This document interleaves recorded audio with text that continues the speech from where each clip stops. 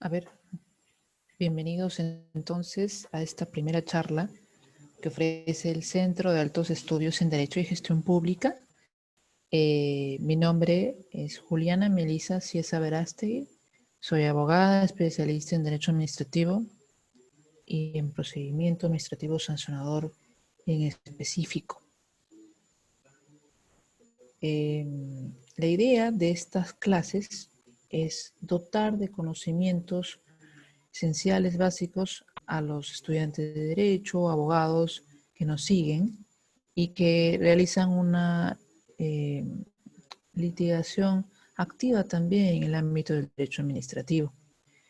Esta primera clase desarrolla aspectos fundamentales y genéricos de lo que es esta rama del derecho, que es el derecho administrativo, y cómo se desenvuelve en sus distintas funciones dentro de la administración pública.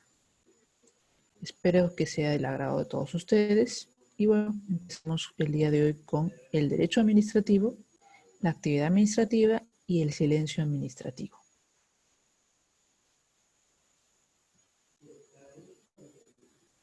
¿Qué es el derecho administrativo? Es aquella rama del derecho que estudia las relaciones entre la administración pública y los privados, es decir, entre la administración pública y los destinatarios de la actividad administrativa. También podemos decir que es el conjunto de normas y principios que regulan el ejercicio de la función administrativa. Entonces, podemos decir que el derecho administrativo es aquella relación que existe entre las entidades que forman parte de la administración pública con aquellos destinatarios de la actividad administrativa que realiza esta entidad de la administración pública. Y además es un conjunto de normas y principios que regulan el ejercicio de la función administrativa. ¿Pero qué es la función administrativa? La función administrativa tiene a su cargo la aplicación del marco normativo por parte de la administración pública. ¿Quién ejerce función administrativa? La administración pública. Entonces, para esto debemos desarrollar un poco más de lo que corresponde conocer sobre función administrativa y también sobre la administración pública. Pero antes debemos detenernos un momento en analizar la relación que existe entre el derecho administrativo y el derecho constitucional. El derecho administrativo no es una rama del derecho alejada, separada de otras ramas, sino que tiene relación con algunas de ellas, pero sobre todo tiene relación con el derecho constitucional. Martínez Morales, en su libro de Derecho Administrativo, nos dice al respecto lo siguiente: la Constitución política es la ley suprema. Ella estructura la base de los entes públicos y establece las reglas en materia de derechos humanos, reglas que habrá de ser acatadas y respetadas en la actuación de la administración pública. Además, la Constitución contiene otras normas relativas a cuestiones administrativas. Alguien ha dicho que el administrativo es derecho constitucional aplicado. De ahí la importancia de estas relaciones. Bueno, entonces aquí podemos observar que para Martínez Morales, pues la Constitución política en realidad, y bueno, para nuestro país también, la Constitución política del Perú es la ley suprema, ¿no? La ley de leyes. Y definitivamente se sujeta a él el derecho administrativo. El derecho administrativo se va desarrollando, desenvolviendo de acuerdo a la estructura y organización que está establecida en la Constitución política de todas las entidades de la administración pública y sus funciones. Entonces tiene una plena relación, una directa relación con el derecho constitucional. Así también Rodríguez señala que puede afirmarse que el derecho constitucional es la fuente principal del derecho administrativo, es decir, que este es una consecuencia de aquel. Así, el derecho constitucional establece los principios fundamentales para la organización y la actividad de la administración, y el derecho administrativo los desarrolla. Un poco de lo que ya habíamos visto en la anterior lámina, ¿no? Una de las fuentes del derecho administrativo, ¿cuál es? La Constitución Política del Perú. Entonces, Si bien la Constitución establece cuáles son los principios fundamentales que toda organización debe cumplir, el derecho administrativo desarrolla su función de acuerdo a estos principios fundamentales. En el derecho constitucional tenemos, por ejemplo, principios fundamentales de la persona, como es, por ejemplo, la presunción de inocencia, ¿no? Lo traducimos en el derecho administrativo como el principio de licitud. El debido proceso en el derecho constitucional. Lo traducimos en el derecho administrativo como el debido procedimiento. El no bis in idem, por ejemplo, en el derecho constitucional también aplicado al derecho administrativo en lo que respecta al procedimiento administrativo sancionador. Entonces, podemos ver, pues, y así otros más, podemos ver que hay una relación muy directa entre el derecho constitucional y el derecho administrativo, ¿no? Entonces, un poco desarrollando las bases constitucionales del derecho administrativo, podemos decir esto, que este último tiene como fuente fundamental la Constitución Política del Perú. Pero ojo, también debemos tomar en cuenta lo que corresponde al principio de legalidad, ¿no? Si bien el derecho constitucional o la Constitución Política del Perú y la Ley Suprema, pues también el derecho administrativo se desarrolla, se desenvuelve en respeto siempre del principio de legalidad, respeto de la norma. Es una sumisión de la administración pública al derecho, ¿no? La administración pública se sujeta a lo que establece el derecho. Entonces debemos entender así al derecho administrativo. Ahora, es importante entonces saber quiénes son los que realizan esta función administrativa de la que hablábamos en la primera lámina. Pues son los entes que conforman la administración pública. Pero ¿qué es la administración pública? Es el conjunto de entidades o organismos que ejercen función administrativa, cuya finalidad es tutelar y proteger los intereses de la colectividad, esto es, los derechos de las personas que integran la sociedad, ¿no? Y la administración pública si bien son entes, organismos que ejercen función administrativa, no nos está diciendo en esta definición que necesariamente sean entidades de la administración pública, entidades de derecho público, ¿no? Creadas en el marco de derecho público, ¿no? También pueden ser personas jurídicas de derecho privado que realizan función administrativa de acuerdo a lo que la ley expresa o de acuerdo quizás a una concesión, realizan servicios públicos. Entonces esto lo hace una entidad de la administración pública en cuanto a lo que señale pues la ley, ¿no? De acuerdo a lo que señale la ley en determinadas competencias, determinadas actuaciones, pero es parte de la administración pública. Y para esto nos remitimos a lo que señala la ley 27444, a lo que esa ley señala como integrantes de la administración pública, ¿no? Entonces, esta es la definición, pues, de administración pública que podemos exponer. Pero esta administración pública tiene prerrogativas exorbitantes. Estas prerrogativas son otorgadas por una norma, por una ley. Estas prerrogativas las tiene porque la ley así lo confiere, ¿no? Y siempre deben realizarse con estricto respeto a los derechos de los administrados, de la colectividad, de la sociedad. ¿Cuáles son estas prerrogativas exorbitantes? Uno, la presunción de la legalidad de la actuación administrativa. Se presume que toda actuación administrativa cumple con el principio de legalidad. Tenemos que presumir que así es. Entonces, es una prerrogativa que se le otorga a la entidad de la administración pública.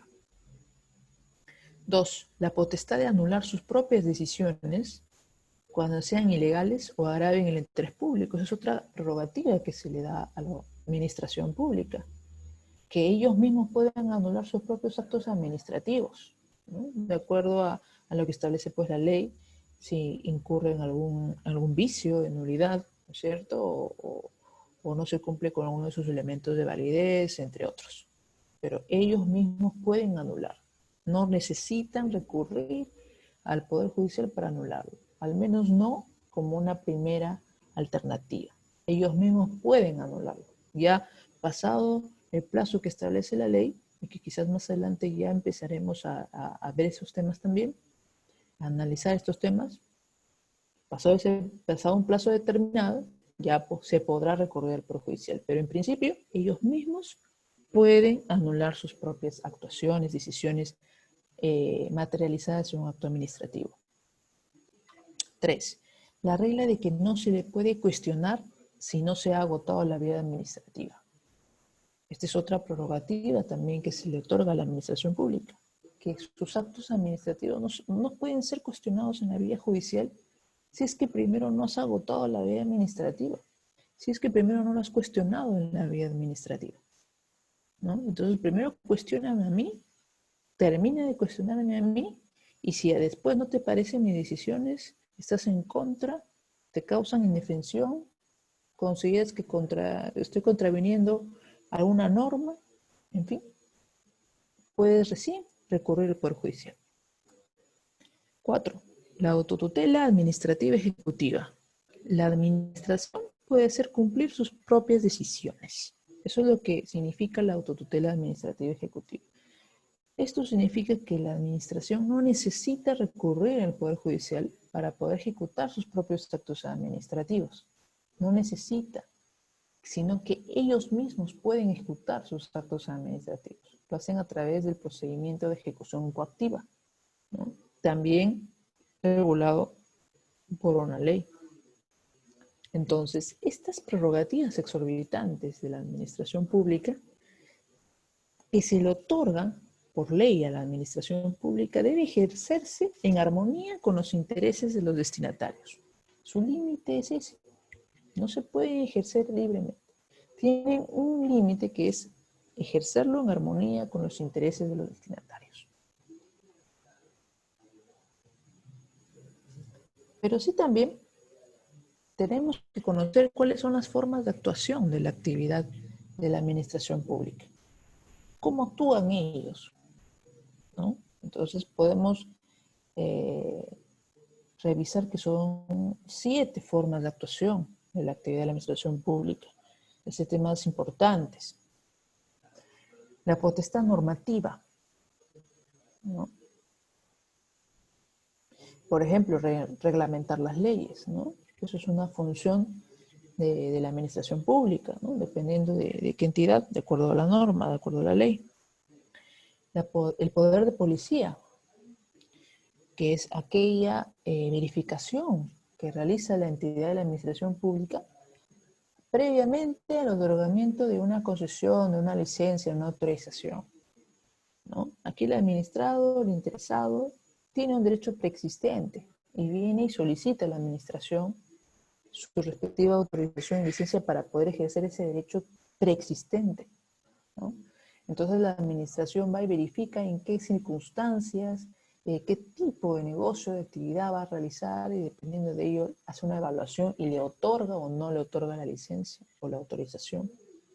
Entonces, ese es el poder de policía, ese poder que tiene para poder verificar, ¿no? Y de acuerdo a eso evaluar antes de otorgar una autorización o conceder alguna solicitud, ¿no? 3. La función prestacional. Esa es otra forma de actuación de la actividad de la administración pública, ¿no? Que es mediante la realización de servicios públicos, ¿no? Los servicios públicos son de interés general. Entonces, son aquellos servicios que necesita la ciudadanía contar con ellos para la normal convivencia, ¿no? Entonces, dentro de estos servicios públicos tenemos pues a lo que es los servicios de saneamiento, de electricidad, de gas, de telecomunicaciones, o los servicios como por ejemplo del orden interno y seguridad, como es la Policía Nacional del Perú, que son inherentes a las entidades de la administración pública, ¿no? Y bueno, estos servicios públicos también lo pueden realizar personas jurídicas de derecho privado si hay una ley, una concesión, así, bueno, lo establecen, ¿no? De acuerdo al marco normativo.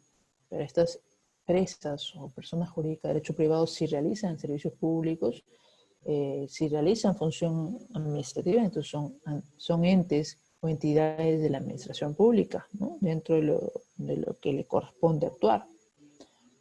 4. Función de fomento. La administración pública también tiene esta función de poder beneficiar, de poder incentivar, ¿no?, a los administrados, a los destinatarios de esos incentivos, de esos beneficios, por ejemplo, beneficios tributarios, incentivos tributarios o arancelarios, ¿no es cierto?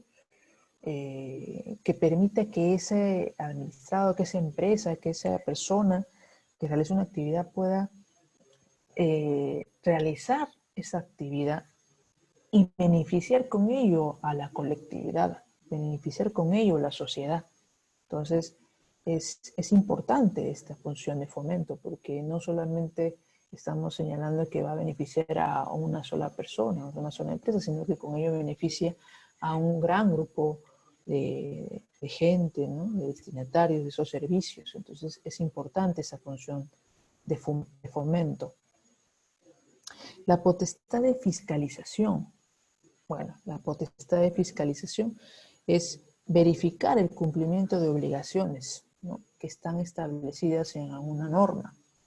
Es una potestad que tiene la administración pública de poder ir y verificar, ir y ayudar a la gestión del administrado en su actividad. De repente observando algunas irregularidades y que subsane para que ya no lo siga cometiendo. ¿No es cierto? En esta potestad de fiscalización, ellos pueden levantar actas de inspección, ellos pueden levantar actas de observaciones para que subsanen dentro de un plazo determinado, ¿no? Y con esto ayudar, ¿no?, a la sociedad también a que todos guarden el debido respeto a las normas, ¿no? Esta potestad es también de la administración pública, si es concedida así por ley a la entidad y ayuda bastante al cumplimiento, ¿no?, de las normas.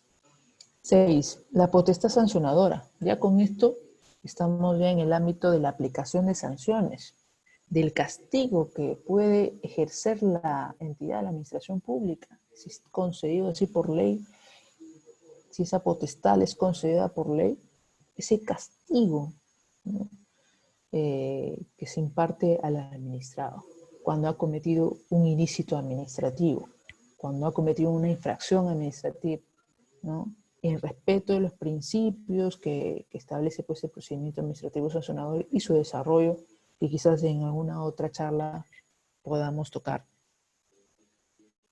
7. Solución de controversias. Bueno, también es otra forma de actuación de la actividad de la administración pública.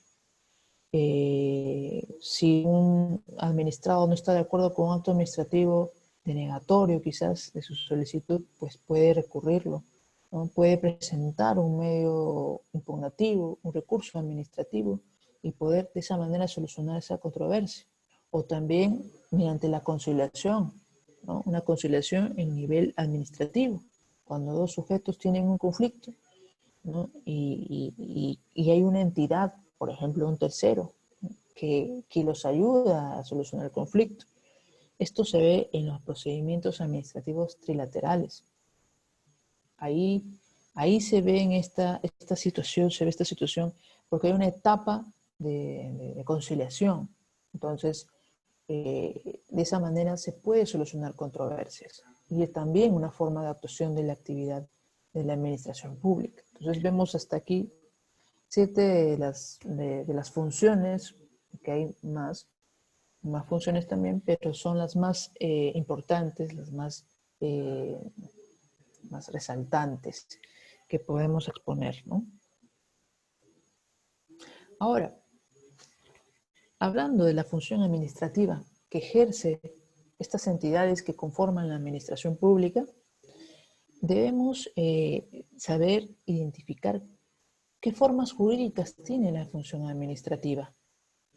Y bueno, son 5 formas jurídicas: el hecho administrativo, el reglamento, el contrato público, el acto de administración interna y el acto administrativo. Entonces vamos a desarrollar primero lo que es el acto administrativo, para de ahí poder diferenciarlas de las formas jurídicas. De acuerdo al artículo 1 de la ley 27444, que señala el concepto de acto administrativo, nos dice lo siguiente. Son actos administrativos las declaraciones de las entidades que en el marco de normas de derecho público están destinadas a producir efectos jurídicos sobre los intereses, obligaciones o derechos de los administrados, dentro de una situación concreta.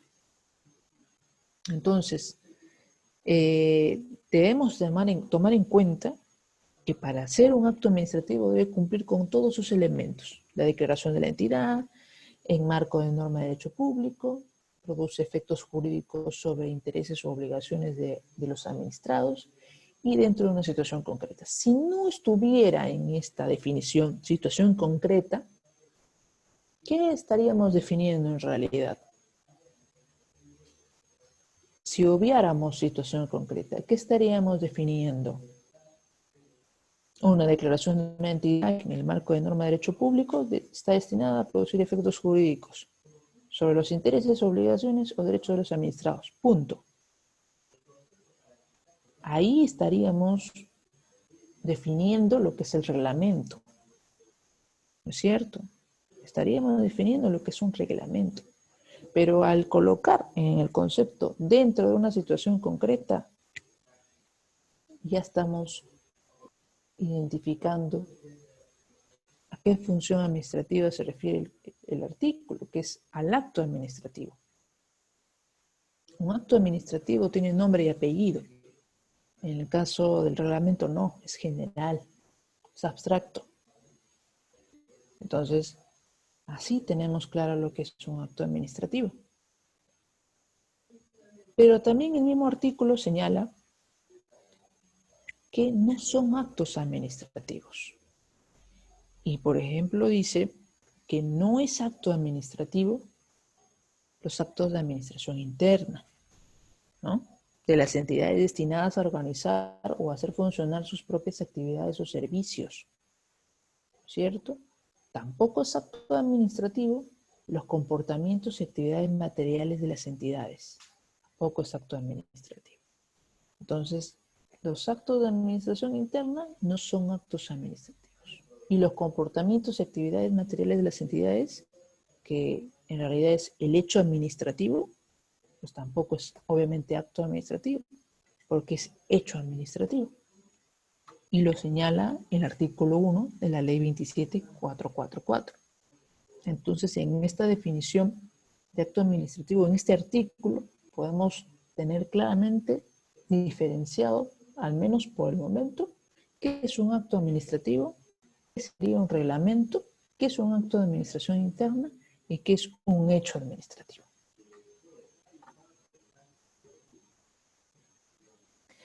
Aquí, como para poder tenerlo más claro, diferencia del acto administrativo con otras figuras jurídicas como el hecho administrativo. ¿Qué es el hecho administrativo? Es un comportamiento material o operaciones que se traducen en el ejercicio de una actividad física de los órganos administrativos. Por ejemplo, la inspección, ¿no? Es un hecho administrativo. Aquí no está declarando nada la entidad, no está resolviendo nada, simplemente es una inspección. Y la ejecución de una clausura, no la disposición o la orden de clausura, no, sino el hecho de ejecutar, el hecho de que vayan y peguen tus papelotes en el local, peguen los papelotes, o que le pongan bloque, no sé, o lo tapeen. Son hechos administrativos, pero no son actos administrativos. Porque el acto administrativo es la declaración, es la exteriorización, ¿no? Entonces, lo tenemos diferenciado. Ahora, el acto de administración interna busca regular su propia administración, su organización o funcionamiento, y se retiene sus efectos exclusivamente dentro del ámbito de la administración pública. Repercute directamente en los órganos de una entidad o organismo público. Entonces, el acto de administración no se exterioriza, tiene efectos internos, tiene efectos hacia adentro de la entidad, que le sirve para tramitar o seguir el normal funcionamiento de la administración, ¿no? Entonces, por ejemplo, un memorando. El memorando donde se destaca personal o se remueve personal de un área a otra, es propio de la misma administración de la entidad, ¿no es cierto? El memorándum donde te informan que se está habilitando o se habilitó el presupuesto para un requerimiento. Entonces yo conozco eso como unidad orgánica y ahora hago mi requerimiento porque ya tengo habilitación presupuestal. Entonces son actos de administración interna, ¿no? No le interesa o no va dirigido a alguien en particular hacia afuera de la entidad, sino hacia adentro. Pero hay un acto de administración interna que sí sale de la entidad. Solo es un acto que sí sale de la entidad, ¿no? Que sí necesita salir de la entidad. Pero es un acto de administración interna. No sé si ustedes sabrán a cuál me refiero. Ese acto de administración interna que sale de la entidad es aquel que establece la ley 27444. La colaboración entre entidades. La ley señala que las entidades de la administración pública pueden colaborar para realizar con esa colaboración el funcionamiento o el normal funcionamiento, ¿no? Que le compete. Entonces, se deben colaborar entre sí. Entonces, ¿cómo pueden colaborar? Pues definitivamente tiene que salir pues un documento de la entidad solicitando colaboración a otra para que con esa colaboración pueda cumplir con sus propias funciones. Necesita esa colaboración, esa ayuda, ¿no? Esa información para que pueda realizar sus propias funciones. Entonces, ahí estamos ante un acto de administración interna. No pueden continuar con esa administración interna, con ese procedimiento interno propio de una organización o del funcionamiento de una entidad si no recibe esa colaboración. Entonces, solo en este caso, el acto de administración interna sale de la entidad. Solo en este caso.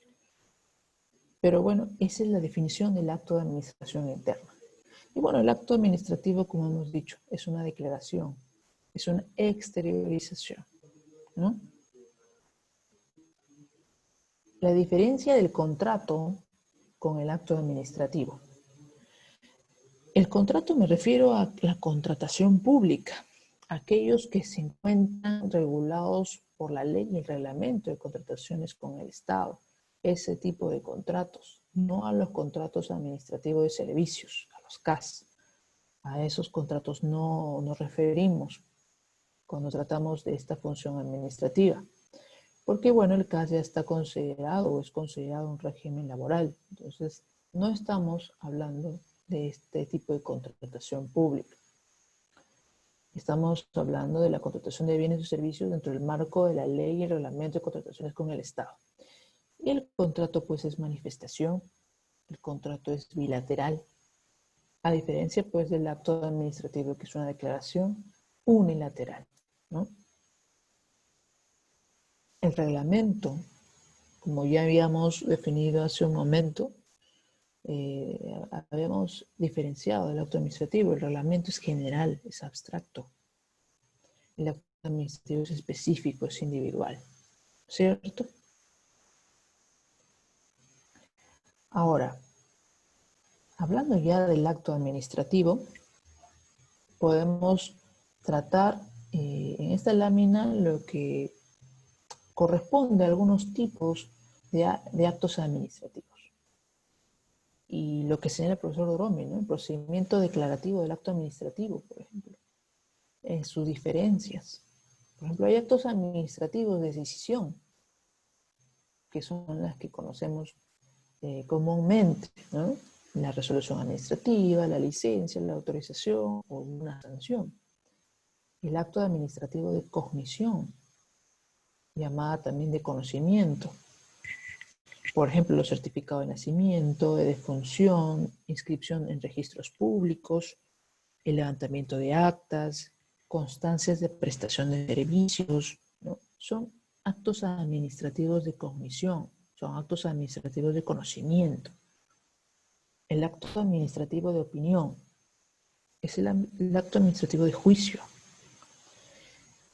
Por ejemplo, el certificado de salud, dictámenes, opiniones, etc. Los tres son actos administrativos, pero los tres son diferentes entre sí. En el acto administrativo de decisión, pues una resolución administrativa, como una licencia o una sanción, por ejemplo, ¿es impugnable? Claro que es impugnable. ¿Por qué? ¿Por qué es impugnable? ¿Por qué? Porque te causa indefensión, ¿no? Porque te causa un perjuicio. Entonces es impugnable. En el acto administrativo de cognición, de conocimiento, como por ejemplo el certificado de nacimiento, la inscripción en registros públicos, es impugnable. Pues será impugnable si te causa indefensión. Puedes impugnarlo, pero podrás impugnar una constancia de prestación de servicios. Si alguien solicita una constancia que yo presté servicios aquí hace 2, 3 años atrás, ¿quién lo puede impugnar? No, porque ante una solicitud se le emite la constancia previa verificación. No sería impugnable. Y el acto administrativo de opinión, ¿no? Por ejemplo, estas opiniones que pueden emitir algunas entidades serían impugnables. No, no serían impugnables, porque es una opinión. No, no sería impugnable.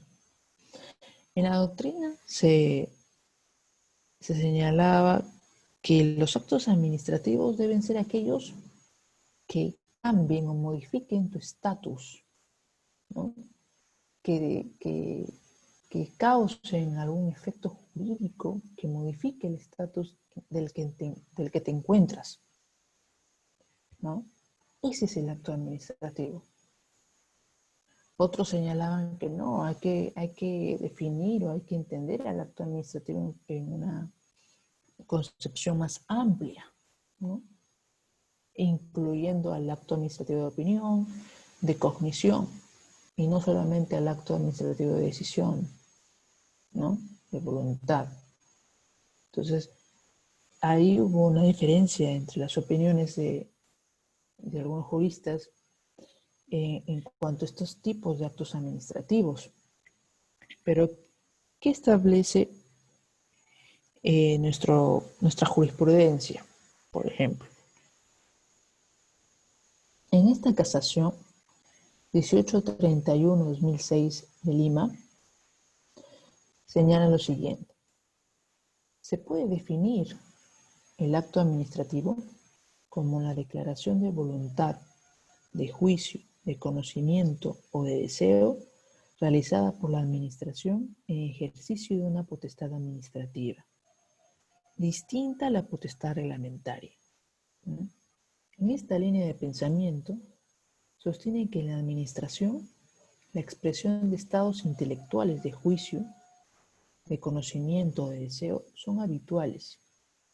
El acto administrativo tiene dos connotaciones, una estricta o restringida y otra lata o amplia.